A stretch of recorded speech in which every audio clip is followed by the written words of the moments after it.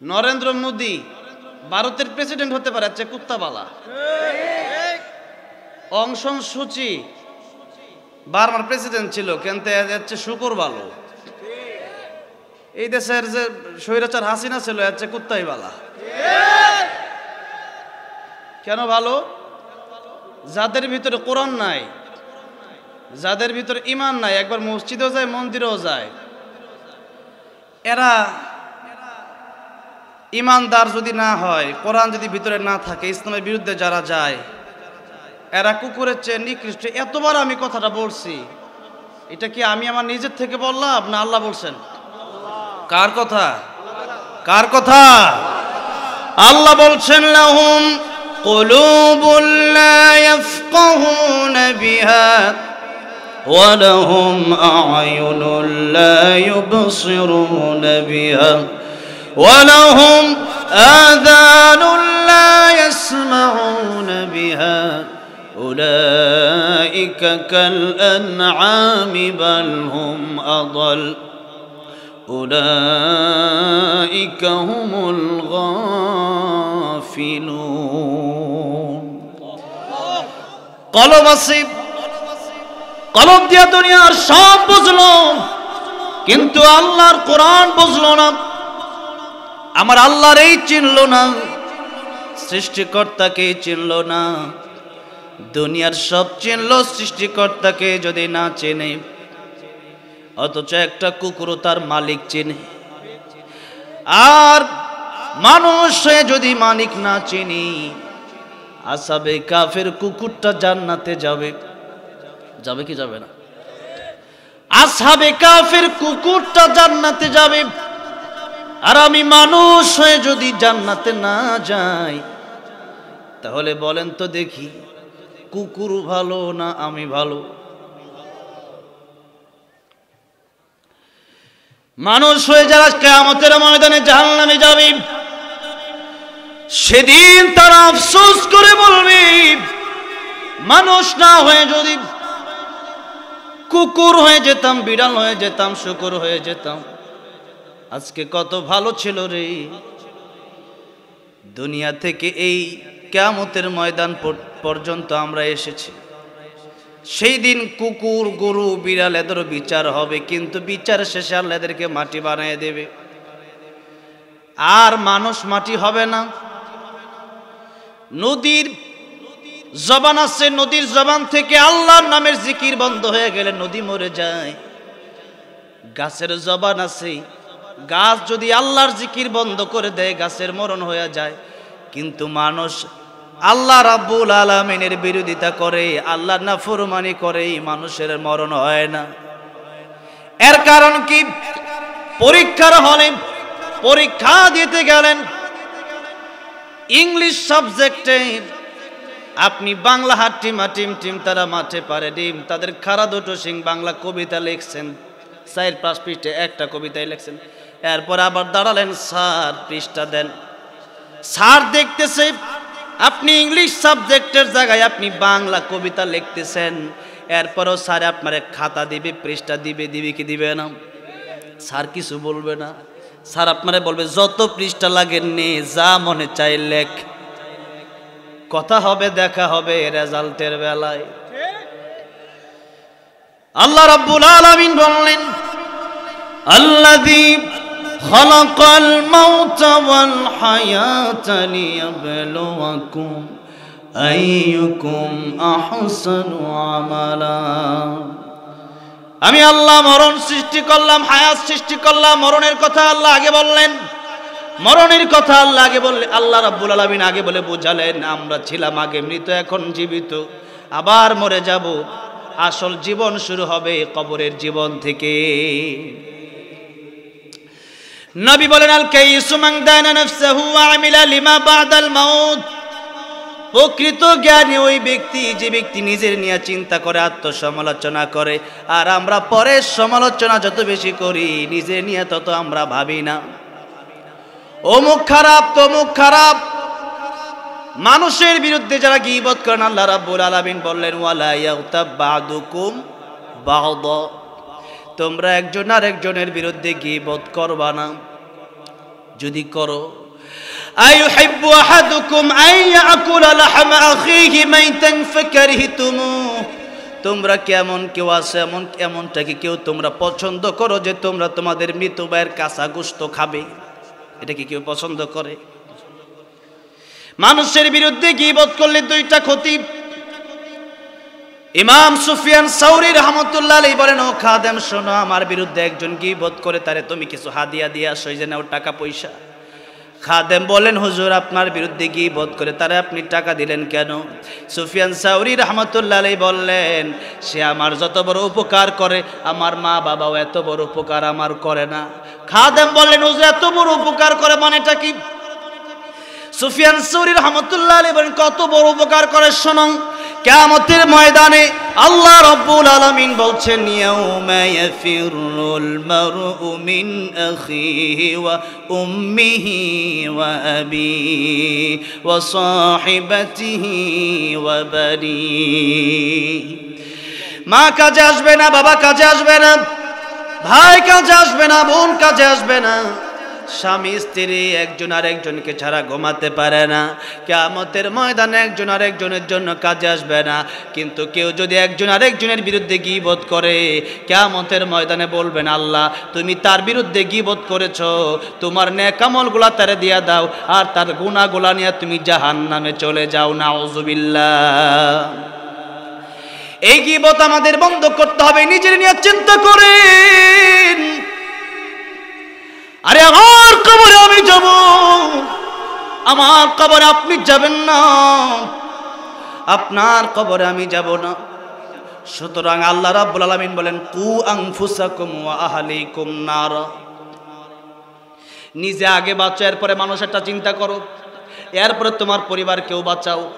নিজে যদি ভালো না হন তাহলে আরেকজনকে বললে তারা শুনবে কেমনে? এই জন্য নিজে আগে ভালো হন, এরপরে মানুষের চিন্তা করেন।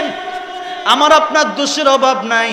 আপনি যার বিরুদ্ধে গীবত বলতেছেন, আপনি নিজের দিকে তাকায় দেখবেন, এর চাইতে কড়া কড়া দোষের দোষী নিজেই আপনি। এরপরে কেমনে আরেকজনের বিরুদ্ধে গীবত করেন? তার কবরে তো আপনি যাবেন না, তার রিজিক তো আপনি খাবেন না, তাকে নিয়ে আপনি এত চিন্তা করার সময় পান কেমনে সম্ভব? আপনার জীবন চলে যাচ্ছে, সময় চলে যাচ্ছে। তানিম খামসান ক্বাবলা খামসিন, শাবাবাকা ক্বাবলা হারামিক, ওয়াসিহাতাকা ক্বাবলা সাকামিক, ওয়া গিনাকা ক্বাবলা ফাকরিক, ওয়া ফারাগাকা ক্বাবলা শুগলিক, ওয়া হায়াতাকা ক্বাবলা মাউতিক। নবী বলেন, 5 সময়ের আগে 5 সময়কে তোমরা গুরুত্ব দাও, গনিমত মনে করো। কয় সময়? যুবক সময়, যুবক বয়স থাকতে সেই বয়সকে গনিমত মনে করো। বৃদ্ধ হওয়ার আগে, আর বৃদ্ধ হব কি হব না তাও তো জানি, কখন মরব তা জানা আছে।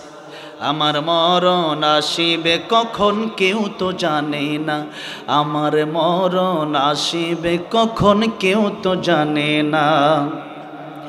আমি মরে গেলে আমায় তোমরা ভুইলা যাও না, আমি চলে গেলে আমায় তোমরা ভুইলা যাও না। আমার মরণ আসিবে কখন কেউ তো জানে না, আমার মরণ আসিবে কখন কেউ তো জানে না। কথা ঠিক না বে ঠিক? এই জন্য আল্লাহ রাব্বুল আলামিন বললেন, ইন্নাস সাআতা আতিয়াতুন আকাদু উখফিহা লিতুজজা কুল্লু নাফসিন বিমা তাসআ। নিশ্চয়ই কিয়ামত আসবে। নবী বলেন, কিয়ামত দুইটা, কিয়ামতে কুবরা, কিয়ামতে সুগরা। শোনো, মান মাতা ফাকাদ কামাত কিয়ামাতু। মরণ যখন হবে তখনই তোমার একটা কিয়ামত শুরু হয়ে যাবে। আর আল্লাহ রাব্বুল আলামিন বললেন, কিয়ামত কোন দিন হবে এটাও দুনিয়ার কোনো মানুষ জানে না, আর কার মরণ কোন দিন হবে এটাও দুনিয়ার কোনো মানুষ জানে না। সুতরাং মরণ যেহেতু কোন দিন হবে জানি না, কিন্তু জিজ্ঞাসা যদি করি, এখনো কেন ভালো হন না, এখনো কেন নামাজে যান না, এখনো কেন কোরআন শিখলেন না, এখনো কেন নেশা করেন, এখনো কেন গীবত করেন, এখনো কেন সিগারেটে টান দেন? আপনি বলেন বিয়ে করে ভালো হয়ে যাব, আপনি বলেন আগামী সপ্তাহে ভালো হয়ে যাব, আপনি বলেন আগামী রমজানে ভালো হয়ে যাব, আপনি যে বললেন রমজানে ভালো হয়ে যাবে। আমার নবী কি বলেন? আমার নবী ডাক দেয়া বলেন, সাহাবীরা, আমার কাছে মালাকুল মউত আসলে অনুমতি লাগবে, লাগবে না? লাগছে কিনা? নবীর কাছে মালাকুল মউত যখন আসছে কয়েকবার অনুমতি নিছে। দরজার বাইরে দাঁড়ায়, আসসালামু আলাইকা ইয়া রাসূলুল্লাহ। নবীজি বলেন, ফাতেমা দরজা খুলে দাও। ফাতেমা দরজা খুলে তাকায় দেখলেন মালাকুল মউত আজরাইল দাঁড়ায় রইছে। কিন্তু ফাতেমা মালাকুল মউত আজরাইলকে কোনোদিন আর দেখে নাই। কারণ নিয়ম হলো মালাকুল মউত আজরাইলকে সবাই দেখবে না, যার মরণ হবে সেই মালাকুল মউতকে দেখবে। কিন্তু আল্লাহ বললেন, ও আজরাইল, তোমার সিস্টেম পাল্টে দাও। আজকে ফাতেমার মরণ হবে না, আজকে হয়তো আমার নবীকে তুমি নিয়ে আসবা। কিন্তু নবী যে বলছেন দরজার বাইরে কে দাঁড়ায় আছে, ফাতেমা যদি দরজা খুলে দেখে কেউ নাই, নিয়ম হলো মালাকুল মউতকে সেই ব্যক্তি দেখবে যে মরে যায়। পাশে 50 জন থাকলে তারা 50 জন আর দেখবে না মালাকুল মউতকে, শুধুমাত্র যে মরে সেই মালাকুল মউতকে দেখে। এখন ফাতেমা দরজা খুলে যদি দেখে কেউ নাই, তখন মনে মনে ভাববে আমার বাবা অসুস্থ, জ্বর আসছে আমার বাবা কি বলল। আমার নবীর বেলায় এমন হতে পারে না। ও মালাকুল মউত আজরাইল, দেখা দিয়ে দাও ফাতেমার সামনে। ফাতেমা রাদিয়াল্লাহু আনহা দেখলেন যার মাথা আকাশে, যার পা দুইটা জমিনে। বললেন, ও আমার বাবা, ইয়া রাসূলুল্লাহ, ইয়া হাবিবাল্লাহ, কে যেন এসেছে যার মক্কা মদিনার মানুষের সাথে যার কোনো মিল নাই।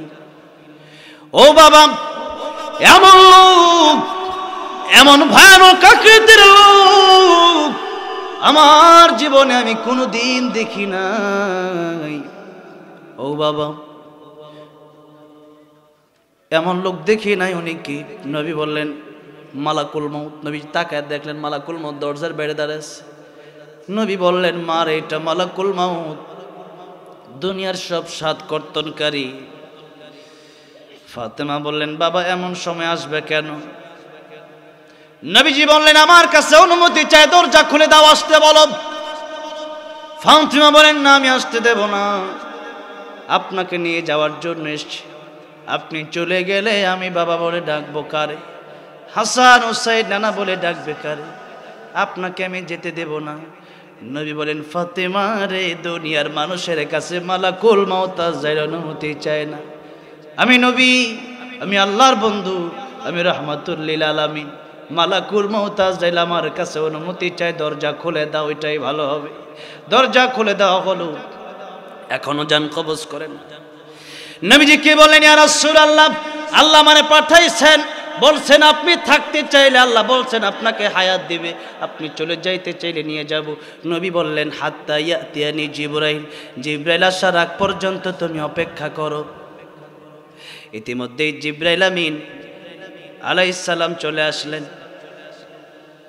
এবার নবীজি বলেন, আমি যাব না থাকবো। অনেক লম্বা ঘটনা। জিবরাইল আলাইহিস সালাম কোরআন শরীফের একটা আয়াত পড়লেন, ইন্নাকা মাইয়িতু ওয়া ইন্নাহুম মাইয়িতু। ওগো নবী, এই পৃথিবীতে কেউ বাঁচতে পারবে না, কাফির বেঈমানেরাও মারা যাবে, আপনিও মারা যাবেন। ইয়া রাসূলুল্লাহ, ইয়া হাবিবাল্লাহ, আগেই জানিয়ে দিয়েছেন আল্লাহ রাব্বুল আলামিন, কুল্লু মান আলাইহা ফানি ওয়া ইয়াবকা ওয়াজহু রাব্বিকা যুল জালালি ওয়াল ইকরাম। সব শেষ হয়ে যাবে, এই দুনিয়াটাই ধ্বংস হয়ে যাবে, একজনের কোনো মরণ নাই। জবান খুলে বলেন, তিনি কে? ইয়া রাসূলুল্লাহ, ইয়া হাবিবাল্লাহ, তবে দুনিয়ার চাইতে আখিরাত আপনার জন্য কোটি কোটি গুণ উত্তম। অনেক লম্বা ঘটনা আমি বোঝাতে চাই। নবীর কাছে মালাকুল মউত আজরাইল এসে অনুমতি নিয়েছেন কি নেন নাই? নবী বলেন, ও সাহাবীরা,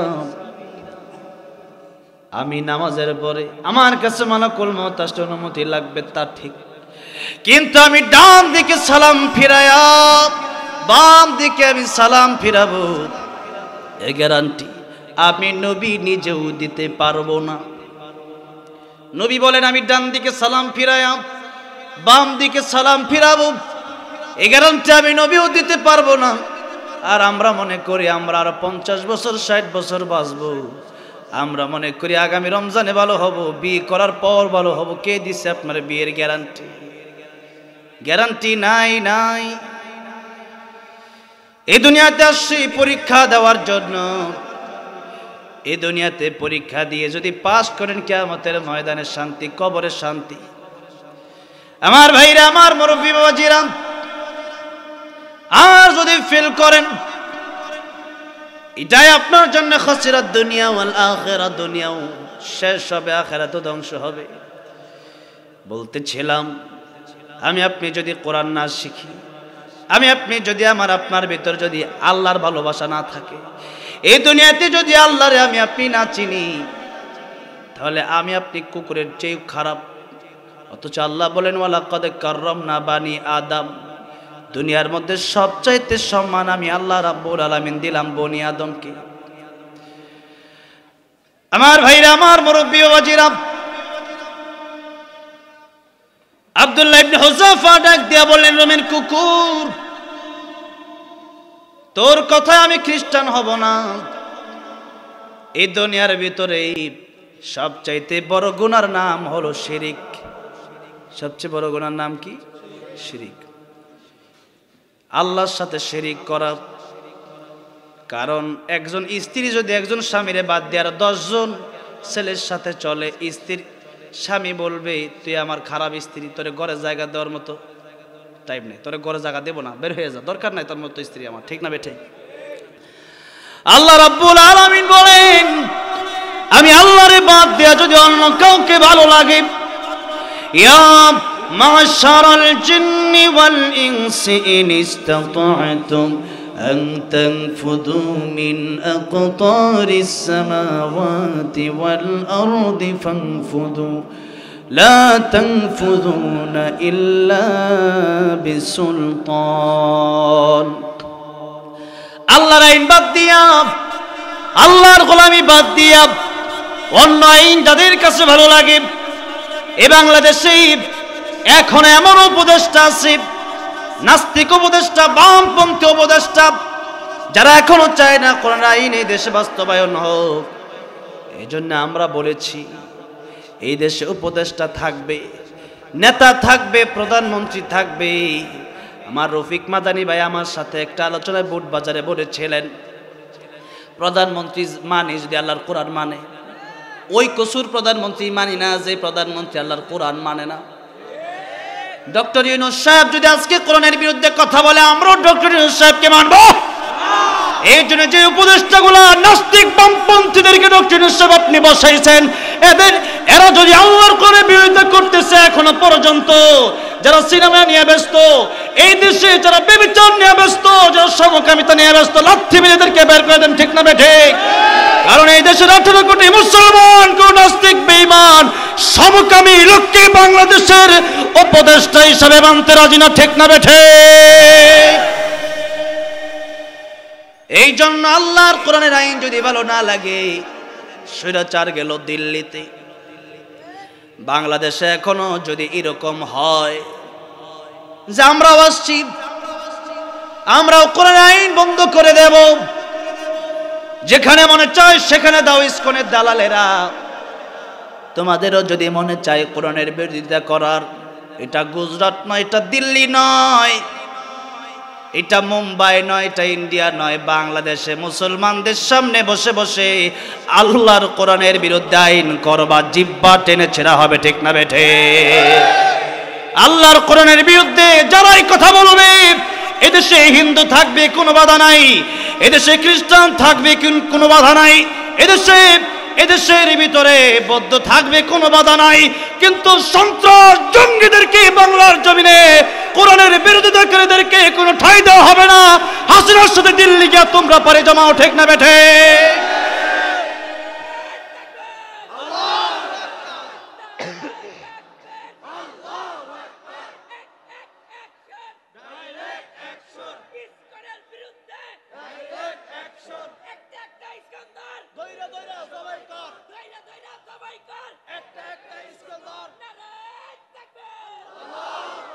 সব হিন্দু নিরাপদে থাকবে, মুসলমান আমরা তো পাঠায় দেন, দিল্লি পাঠায় দেন। আল্লাহর কোরআনের পক্ষে কথা না বলতে পারলেও বিরোধিতা করা যাবে না। তোমাদের মন্দিরে গিয়া তোমাদের বিরুদ্ধে তো আমরা বলি নাই, তোমাদের গীতার বিরুদ্ধে আমরা বলি নাই, তোমরা কোরআনের বিরুদ্ধে কেন বলবা? সংখ্যালঘু নাম দিয়া এদেশে একটা চাবি ঘোরানো হচ্ছে। কি ঘোরানো হচ্ছে? চাবি ঘোরানো হচ্ছে দেশটার ভিতরে একটা দাঙ্গা হাঙ্গা লাগায় দেওয়ার জন্য। তবে কথা হচ্ছে, ইতিপূর্বে আজকে সিরিয়া বিজয় হয়ে গেছে, স্বৈরাচাররা থাকতে পারে না। আফগানিস্তান বিজয় হয়ে গেছে, শ্রীলঙ্কার বিজয় হয়েছে, বাংলাদেশের বিজয় হয়েছে। সুতরাং আগামীতে এই দিল্লি, মুম্বাই, কলকাতা, আসাম, ত্রিপুরা সব হবে মুসলমানের। ঠিক না ঠিক? তৈরি হয়ে যাও গজওয়াতুল হিন্দের জন্য। গজওয়াতুল হিন্দে तमाम পৃথিবী থেকে 200 কোটি মুসলমানের সাথে লড়াই করার জন্য প্রস্তুত হয়ে যাও। একটা মুনাফিকও ঠাঁই পাবে না, একটা মুনাফিককেও ছাড় দেওয়া হবে না। রাজি আছেন? কারা কারা দুই হাত তুলে দেখা? লিল্লাহি তাকবীর।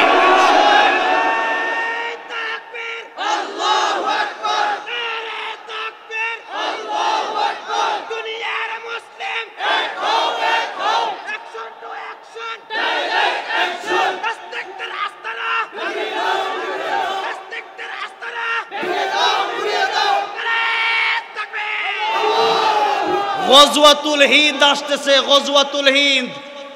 ইতিপূর্বে সংবাদ চলে আসছে, পশ্চিম দিক থেকে সূর্য উঠবে খুব দ্রুত। এটা কিসের আলামত? কিসের আলামত? কিয়ামতের আলামত এটাও যে গজওয়াতুল হিন্দ হবে। যারা সেই আল্লাহর পক্ষে, রাসূলের পক্ষে সেই গজওয়াতুল হিন্দে শরীক হয়ে যাবে, যারা শহীদ হয়ে যাবে, আল্লাহ বিনা হিসেবে জান্নাত দিয়ে দিবেন। কবরে মুনকার নাকির আসবে না, মৃত্যুর যন্ত্রণা হবে না। আর গজওয়াতুল হিন্দের ডাক দিলে পরে যারা ঘরে বসে থাকবে মুনাফিকের মতো, নবী বলেন এরা মুনাফিক হয়ে মরবে। সুতরাং আপনারা কি কাপুরুষের গোলামি করে মুনাফিক, কাফির, বেঈমান হয়ে মরতে চান, নাকি আল্লাহর ভালোবাসা, আল্লাহকে ভালোবেসে, রাসূলকে ভালোবেসে, ঈমানদার হয়ে আল্লাহকে ভালোবেসে মরতে চান? আমরা আল্লাহকে ভালোবেসে মরতে চাই, কারণ আমরা জানি এই জীবন জীবন নয়, আরো জীবন আছে। এই জীবন নিয়ে যাবেন সেই জীবনের কাছে, আর সেটাই হচ্ছে আনন্দের দিন, সেটাই হচ্ছে শান্তির দিন। এই জন্য আপনারা আমার কথাকে উড়িয়ে দিতে পারেন, কিন্তু রাসূলের কথাকে উড়াতে পারেন না। আপনারা আমার কথাকে উড়িয়ে দিতে পারেন, আল্লাহর কথাকে উড়িয়ে দিতে পারেন না। ওয়ামান আস্তাকু মিনাল্লাহি কিলা। আল্লাহর কথার চেয়ে সত্য কার কথা আছে? রাসূলের কথার চেয়ে সত্য কার কথা আছে? এই জন্যে মাহফিলগুলোতে যারা আলেমরা কথা বলবেন, গজওয়াতুল হিন্দ নিয়ে কথা বলবেন। গজওয়াতুল হিন্দে যখন ডাক দেওয়া হবে, সেই যুদ্ধটা হবে ইসলামের বিজয়ের যুদ্ধ, সেই যুদ্ধ হবে মুসলমানদের বিজয়ের যুদ্ধ। সেই যুদ্ধে নবীজি বলেছেন অবশ্যই মুসলমানরা, ইমানদাররাই বিজয় লাভ করবে। আল্লাহু আকবার। এই জন্য আমরা প্রস্তুত আছি না নাই? আছি। আমাদেরকে অনেকেই বলে এগুলো দিয়ে কি করবেন? অনেকেই বলে যে যুদ্ধের কথা বাদ দিয়ে অন্য কথা বলেন। আমরা এই দেশের ভিতরে পুলিশ, আর্মি, বিডিআর বাসে না নাই কেন? দেশ পাহারা দেওয়ার জন্য। কারণ আমরা ঈমান, আমাদের ঈমান আছে। অবশ্যই আমরা আল্লাহর কোরআনকে ভালোবাসি, রাসূলের সুন্নাহকে ভালোবাসি। তবে এটাও মনে রাখতে হবে, দেশের ভালোবাসাও ঈমানে আছে না নাই? দেশের ভালোবাসা এটাও ঈমান। আমার নবী দেশকে ভালোবেসেছেন, মক্কাকে ভালোবেসেছেন, মক্কাতুল মুকাররমাকে ভালোবেসেছেন। এই জন্য আমরাও দেশকে ভালোবাসি। ঈমানের জন্য, ঈমান রক্ষার জন্য যেমন যুদ্ধ করতে পারি, আমার দেশকে বাঁচানোর জন্য 20 কোটি মানুষ আমরা এক হয়ে যুদ্ধে নামতে রাজি আছি না নাই? আছি।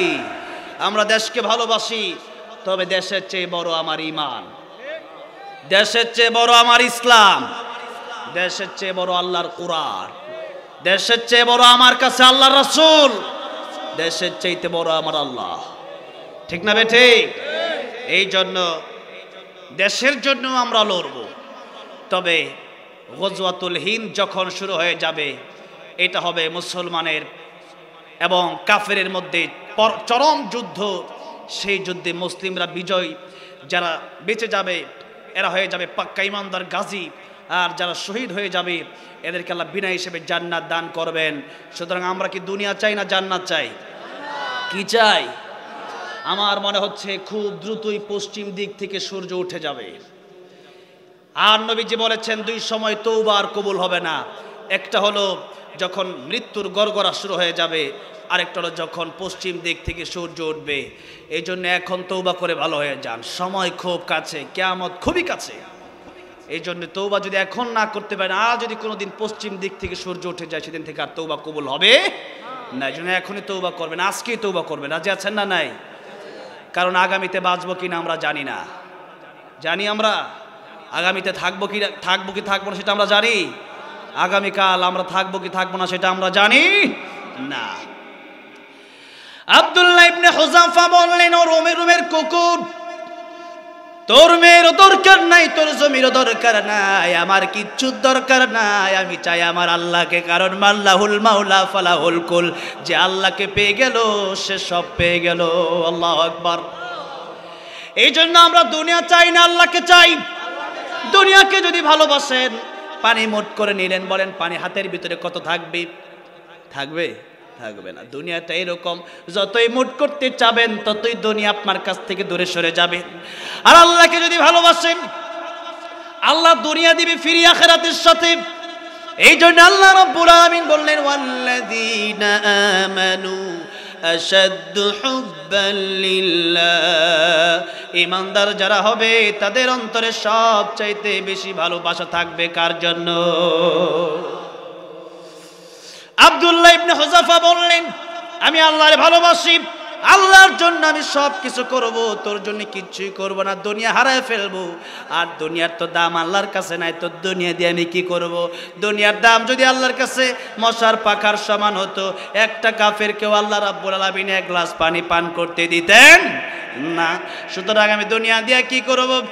আমি তো আল্লাহরে ভালোবাসি, যে আল্লাহ আমারে বানিয়েছেন, আবার যে আল্লাহর কাছে আমার ফিরে যেতে হবে। 7 দিন পর্যন্ত জেলে আটকা রাখা হলো আব্দুল্লাহ ইবনে হুযাফা রাদিয়াল্লাহু আনহুকে। এরপরে ডাক্তার পাঠানো হলো, দেখো কি অবস্থা।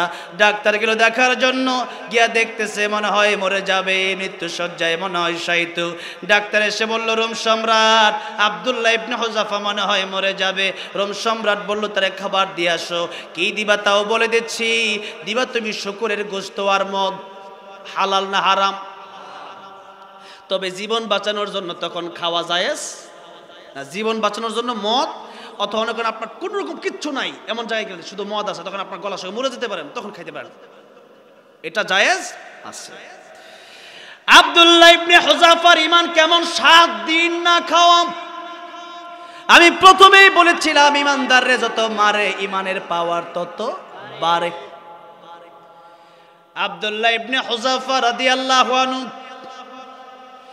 7 দিন পর যখন তার সামনে মদ আর শুকরের গোশত নিয়ে যাওয়া হলো, আব্দুল্লাহ ইবনে হুযাফা রাদিয়াল্লাহু আনহু বলল, ডাক্তার এই মদ আর শুকরের গোশত সরাবি না, আমি লাথি দিয়া সরাবো। আল্লাহু আকবার। ডাক্তার কয়, পাওয়ার তো কম না, 7 দিন খায় না, তো পাওয়ার কোথা থেকে? আমি বলি 7 দিন খায় না, শরীরের পাওয়ার নাই, কিন্তু ঈমানের পাওয়ার আছে না নাই? আব্দুল্লাহ ইবনে হুযাফা রাদিয়াল্লাহু আনহু এই কথা বলার সঙ্গে সঙ্গে ডাক্তার বলল, কত বড় সাহস!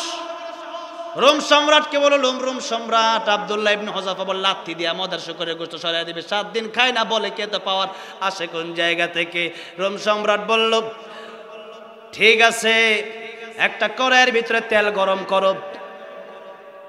আব্দুল্লাহ ইবনে হুযাফাকে তেলের সামনে নিয়ে যাওয়া হলো। বলল, আব্দুল্লাহ ইবনে হুযাফা এখনো সময় আছে, তুমি খ্রিস্টান ধর্ম গ্রহণ করো, আর নয়তো তোমার এই তেলে ভাজবো। আব্দুল্লাহ ইবনে হুযাফা রাদিয়াল্লাহু আনহু ডাক দিয়া বললেন, মুসলমান তো শহীদ হওয়ার জন্য রেডি, তুই যতই বই দেখাস না কেন, আমি তেলের ভিতরে মরতে পারি, আমি শহীদ হয়ে যেতে পারি, কিন্তু খ্রিস্টান ধর্ম আমি গ্রহণ করব না। কারণ ইমানদার মুসলমানরা জানে শহীদ হওয়ার সাথে সাথে সাক্ষাৎ হয়ে যাবে কার সাথে? আল্লাহর সাথে। সৃষ্টি দেখেই মানুষ আত্মহত্যা করে, সৃষ্টি দেখেই মানুষ পাগল হয়ে যায়। আর এত সুন্দর সুন্দর সৃষ্টি যিনি করলেন তিনি কে? আমরা মাখলুক, খালেককে। তাহলে সৃষ্টি যদি এত সুন্দর হয়, আমার আল্লাহ সুন্দর কম না বেশি? জোরে বলেন। দুনিয়া সুন্দর, মানুষ সুন্দর, আসমান সুন্দর, জমিন সুন্দর, সুন্দরে সুন্দরে পাল্লা। জানি না কত সুন্দর তুমি আল্লাহ, জানি না কত সুন্দর তুমি আল্লাহ। বলেন না, জানি না কত সুন্দর তুমি আল্লাহ, জানি না কত সুন্দর। ঝরনা ছুটে চলে একে বেঁকে, পৃথিবীর বুকে কত ছবি একে। নদীর ওই কলতানে, সাগরের গর্জনে, ঢেউয়ে ঢেউয়ে দেয় পাল্লা। জানি না কত সুন্দর তুমি আল্লাহ, জানি না কত সুন্দর। জোরে কর সুবহানাল্লাহ। জান্নাতি যারা হয়ে যাবে, মৃত্যুর পরে আল্লাহ রাব্বুল আলামিনের সাথে তাদের সাক্ষাৎ হয়ে যাবে। আর আল্লাহ রাব্বুল আলামিনকে দেখার পরে মানুষ হাজার হাজার বছর তাকায় থাকবে, চোখ সরাতে পারবে না। সে আল্লাহকে দেখার ইচ্ছা আছে না নাই? আছে না নাই? আজকে সূরা রহমান আমি তেলাওয়াত করেছি। আল্লাহ রাব্বুল আলামিন জান্নাতের ভিতরে সূরা রহমান আল্লাহ রাব্বুল আলামিন তার বান্দাদেরকে তেলাওয়াত করে শোনাবেন। আয় আল্লাহ রাব্বুল আলামিন, আজকে যারা এই মাহফিলে আসলাম নবীনগরে, মেহেরবানি করে আয় আল্লাহ রাব্বুল আলামিন ওই জান্নাতের ভিতরে তুমি তোমার ওই মাহফিলে আমাদেরকে একটু জায়গা ব্যবস্থা করে দিও, বলেন আমিন। সূরা রহমান আল্লাহ রাব্বুল আলামিন বললেন, আর রহমানু আল্লামাল কুরআন খালাকাল ইনসান। আপনাদের কষ্ট হয়ে যাচ্ছে? 10 থেকে 15 মিনিট কথা বলবো, রাজি আছেন না নাই? আলহামদুলিল্লাহ, আল্লাহ কবুল করেন। এই শীতের ভিতরে যারা বসে আছেন, রাত যত গভীর হয় মানুষের দরজা বন্ধ হয়ে যায়, আর একজনের দরজা খুলে যায়, তিনি কে? আল্লাহ রাব্বুল আলামিন আরশে আজিম থেকে প্রথম আকাশে চলে আসেন আর ডাকতে থাকেন, আলা মিন মুস্তাগফিরিন ফাগফির লাহু, আলা মিন মুস্তারজিকিন ফারজুকহু, আলা মিন মুবতালান ফাউআফিয়াহু, আলা কাযা হাত্তা ইয়াতলুআল ফজর। বান্দা গভীর রাত হয়ে গেছে, মানুষগুলা ঘুমায় গেছে, এই সময় আমি আল্লাহ তোরে ডাকতেছি, কি দরকার আমার কাছে? চাইতে দেরি, দিতে দেরি হবে না। আল্লাহু আকবার। মানুষের সাথে বেয়াদবি করলে পরে মানুষের কথা বলে না, যে ও মাফ যতদিন না চাবে আমি কথা বলবো না। আর আল্লাহ কই, তুই বেয়াদবি করছস, তুই নাফরমান, তুই গুনাহগার, মাফ করে দেওয়ার জন্য আমি আল্লাহ বইসা রইছি। কি আল্লাহ পাইছি, এরপরও বান্দা ঘুমায়। আল্লাহু আকবার বলেন। আল্লাহ রাব্বুল আলামিন বলেন, আর রহমান, দয়াময় তিনি। আমার আল্লাহর চেয়ে দয়া মায়া আর কারো আছে? দুনিয়ার যত দয়া মায়া আছে, আল্লাহ বলেন আমার 100 ভাগ দয়া মায়া থেকে 1 ভাগ দিলাম তামাম পৃথিবীর সব মানুষকে, ভাগকে। দুনিয়ার বাঘের ভিতরেও 1 ভাগ, দুনিয়ার বাঘের ভিতরেও 1 ভাগ। বাঘ, ওই যে চিড়িয়াখানার যে বাঘ, বাঘ ছোট বয়াকার বা বড় ঘ, বাঘ। দুনিয়ার বাঘের ভিতরে 1 ভাগ। উল্টা শব্দ খালি চেঞ্জ হবে।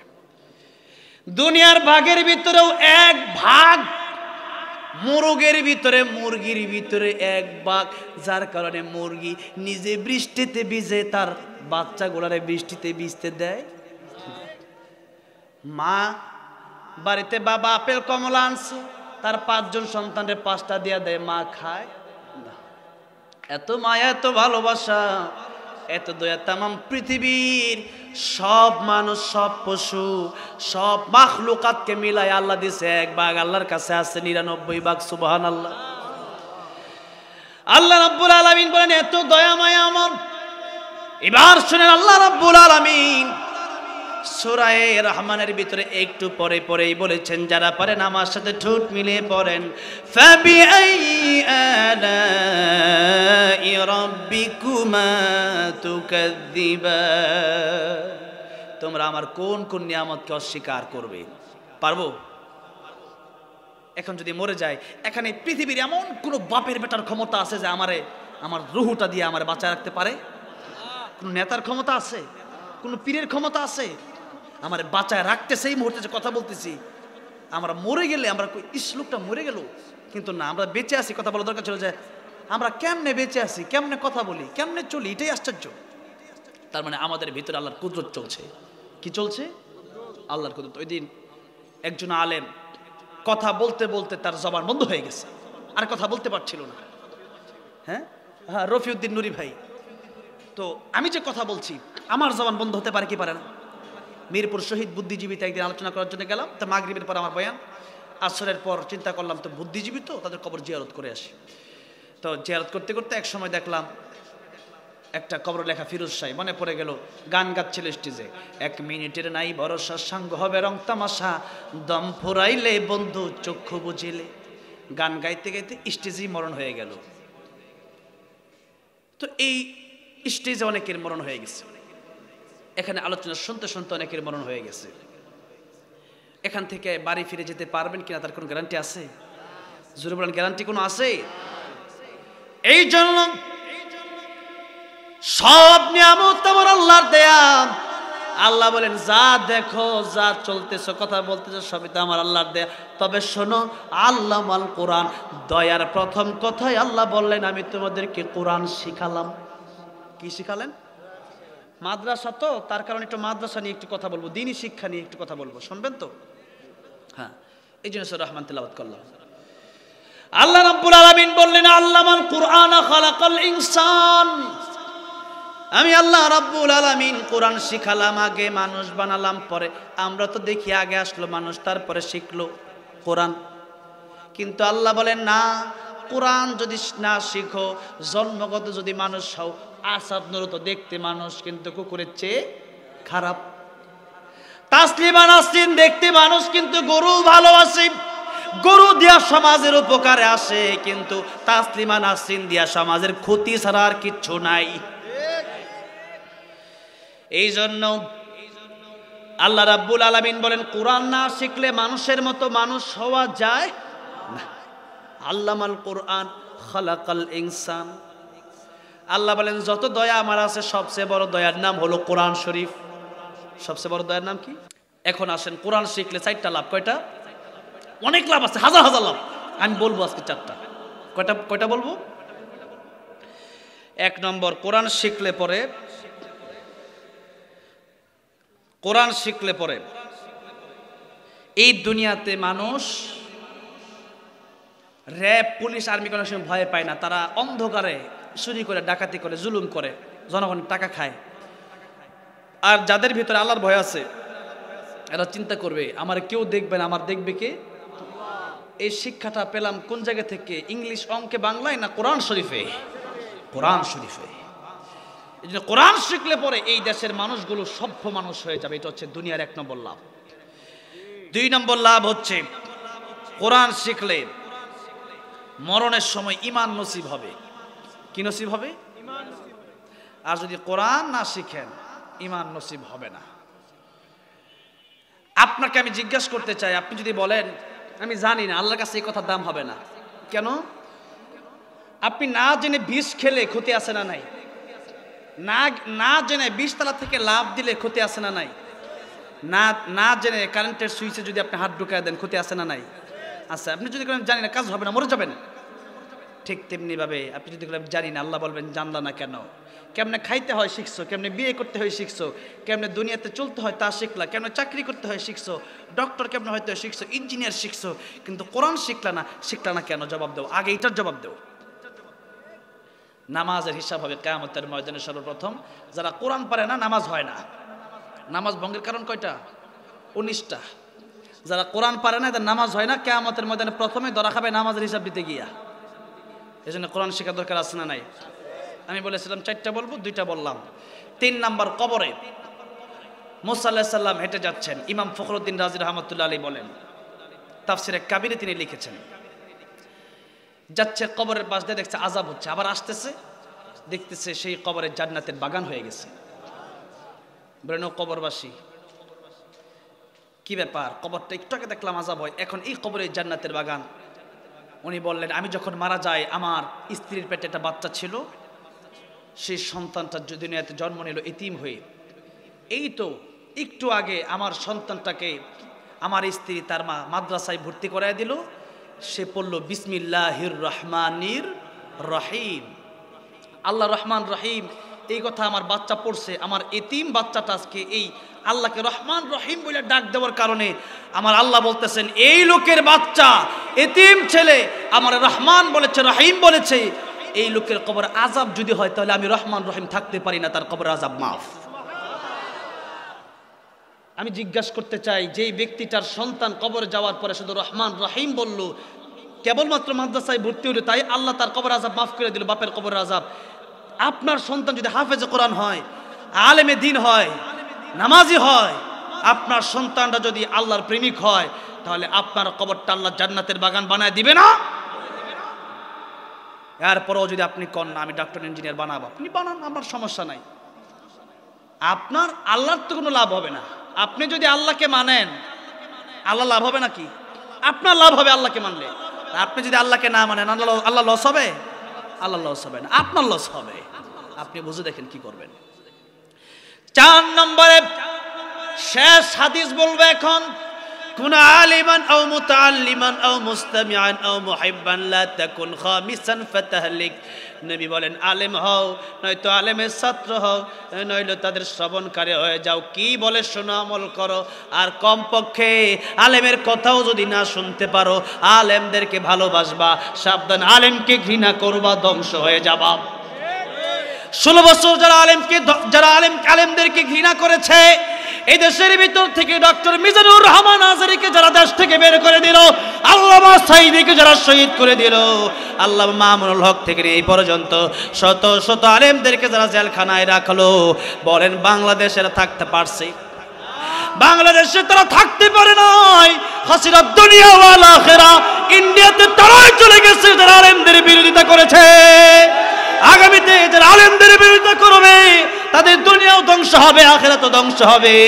এই জন্য আলেমদের বিরোধিতা যারা আগামীতেও করবে, এদের জায়গাও বাংলার জমিনে হবে না, এদের জায়গাও দিল্লিতে গিয়া করতে হবে। ঠিক না বেঠে?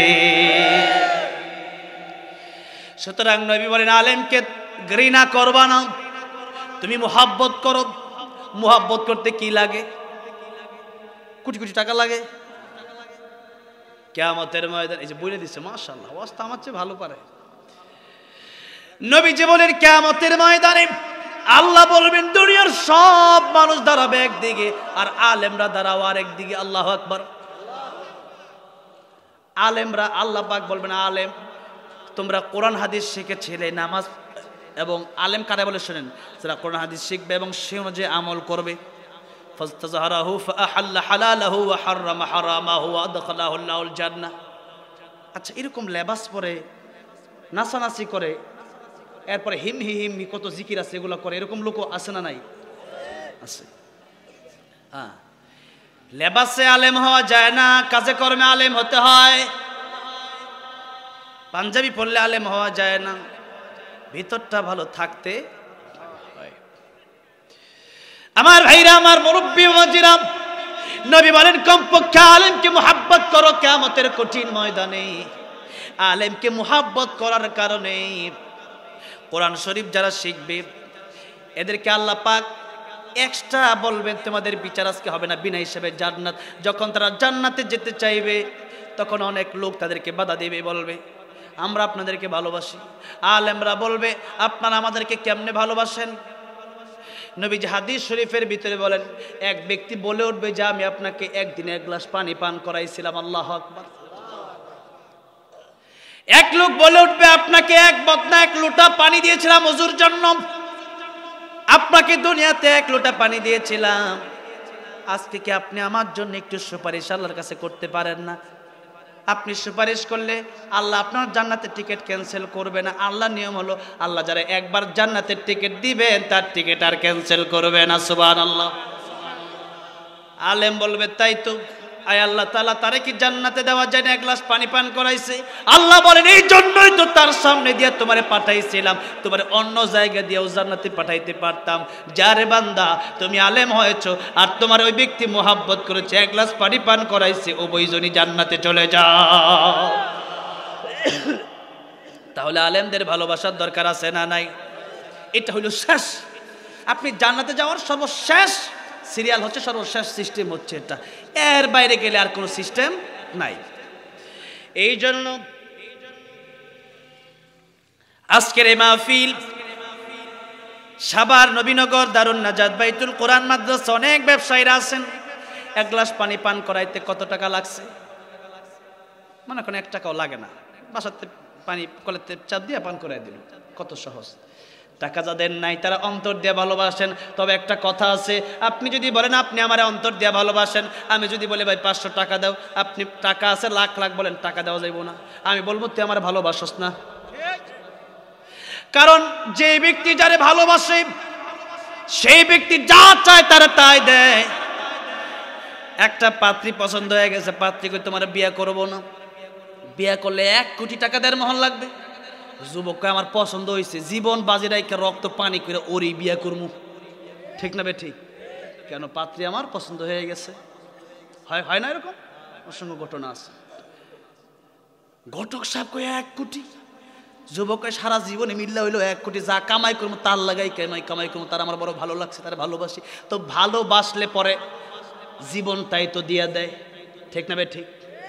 এখন আল্লাহকে ভালোবাসলে বি আমওয়ালিহিম ওয়া আনফুসিহিম ফি সাবিলিল্লাহ, আমারে ভালোবাসলে, আমার রাসূলকে ভালোবাসলে মাল দেও, জান দেও, টাকা পয়সাও দেও, জীবনও দেও।